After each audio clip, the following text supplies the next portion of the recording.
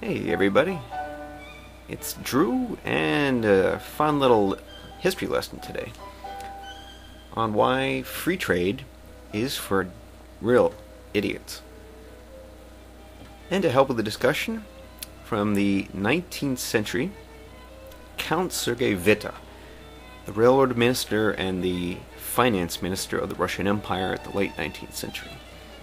He's important because, one, he industrialized Russia, built the Trans-Siberian Railroad, and he created the collaboration of France and Germany, which would have destroyed the power of the British Empire. But unfortunately, the British launched World War I, and the world has been pretty much a hellhole since then. So, to discuss why you should reject free trade, here's Mr. Witte. Take it away. The most important factor determining transition from one level of economic production to another is the increasing population density. Let us assume that by means of hunting alone, one can feed on 1 square kilometer of land no more than 40 people. The same surplus population will find no food and die. Only with great effort does man slowly learn how to tame animals and gradually shifts to a more pastoral form of life, a transition which permits him to feed a greater number of people and guarantees him a more certain livelihood. Increasing population density compelled man to exert his intellectual powers and to discover new methods for the greater cultivation of the soil. In this way, agriculture progressed, and cattle raising became a mere adjunct to agriculture. In the period of farming, people became settled. In our time, in all the countries of Western Europe as well as Russia, growth of national wealth outdistanced population growth. The wealth of nations grows more rapidly than does the population, and this is possible thanks to the extraordinary progress of the natural sciences and their ever broader application in the technology of commodity production. Without going into its many other causes, we see already that the introduction of machinery into production has increased the productivity of human labor more than tenfold. Every form of labor is associated with a particular use of man's physical and intellectual powers. Even a purely physical exertion of human power requires that the presence of man's intellectual capabilities and vice versa. Creative intellectual activity is always accompanied by the expenditure of some muscular exertion. As, however, in any form of labor generally, either the physical element or the creative element predominates, leading us to characterize it as either physical or creative labor. Knowledge is one of the most essential forms of capital. The entire history of the process of production testifies irrefutably to the prominent role played by this form of capital. You cannot imagine any form of capital, any tool, any instrument, any machine, any industrial installation, the development of which was not preceded by the study of some phenomena of nature prompting the original idea for that discovery. It could be said without exaggeration that every machine, every chemical process is nothing but the material realization of some technical scientific knowledge. The skill of the workers, talent of the leading engineers, or of the entrepreneurs appears in their turn as the result of a labor of reason, which is the fruit of knowledge. The form of capital takes as it spreads to the broad layers of the population.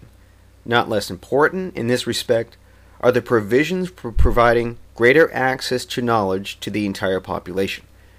The result of a broad organization of popular education, for example, in Germany became so evident that its influence on the development of the country's capitalization should be considered irrefutable.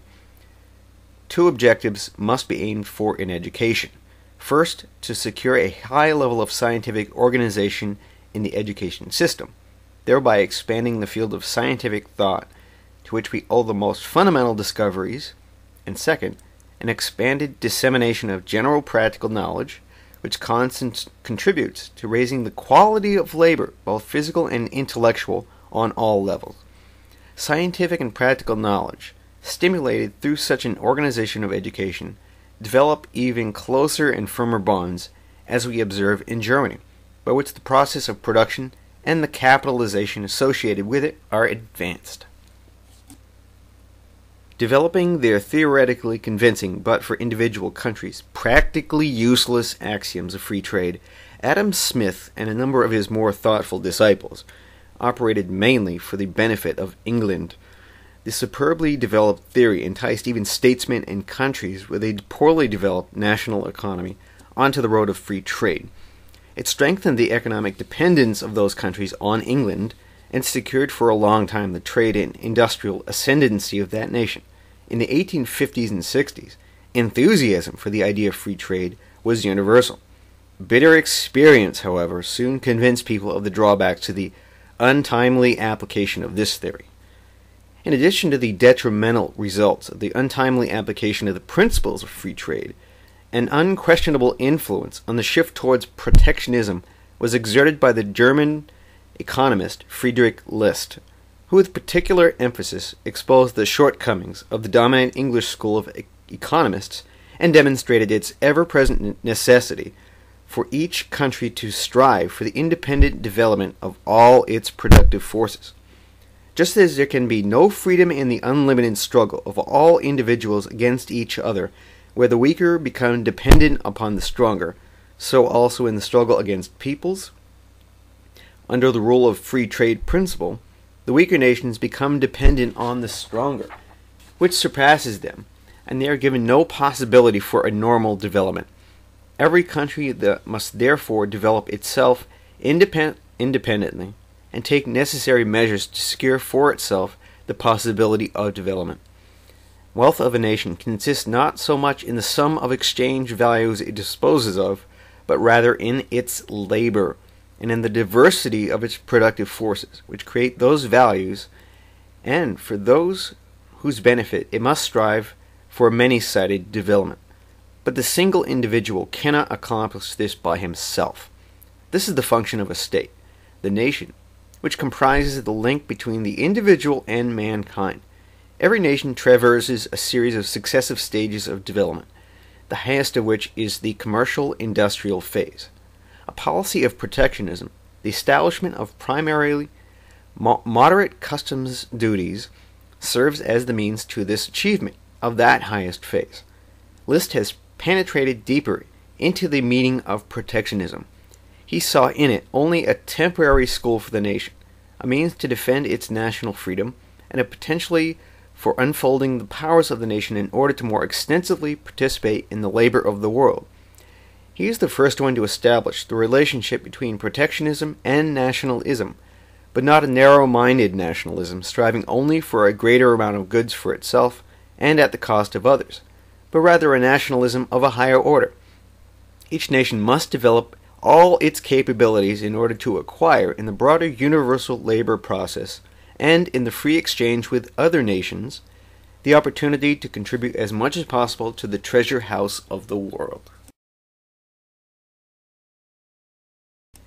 The basic idea of Malthus, that the physical universe places a limit on population growth and on further development to the extent this is conditioned by a greater population density, may be correct, but at a point so far in the future that it cannot be foreseen. With regard to the present, the theory of Malthus is deprived of all practical significance. The improvements achieved in technology have shown themselves to be so great that, for individual regions, a much more rapid increase in production than in population has been possible for a long period of time. How little practical use the Malthusian theory has is best seen in the example of the United States of America, whose population growth Malthus took as the basis for the exposition of his well-known progressions. Since the end of the 18th century, when the essay on the principle of population was first published, until the present time, the population of the Union has found itself in rapid growth. In spite of exporting enormous amounts of grain to the European countries, there can be seen no disparity between the foodstuffs and the demand for them by the native population, but rather has proven to be possible to accept around 12 million immigrants and their progeny and to feed them.